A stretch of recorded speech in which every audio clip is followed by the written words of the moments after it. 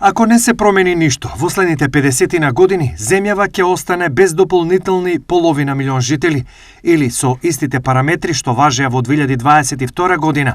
Во 2070 година бројот на жители во земјава ќе се намали од сегашните 1,8 на 1,3 милиони, анализира Bloomberg Adria.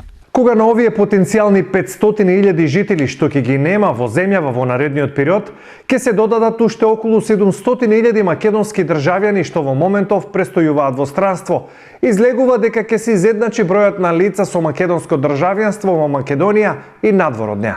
Минималната плата низ годините е предмет на дебата меѓу економистите, работодавците, синдикатите и владеачката гарнитура од која било провиненција.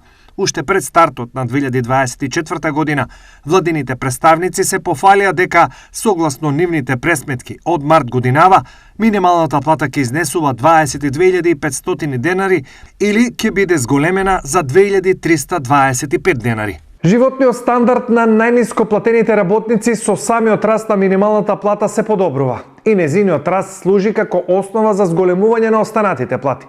Сепак, не се исклучува инфлаторниот ризик, кој може да се контролира со механизмите на монетарната политика, сметаат економските експерти.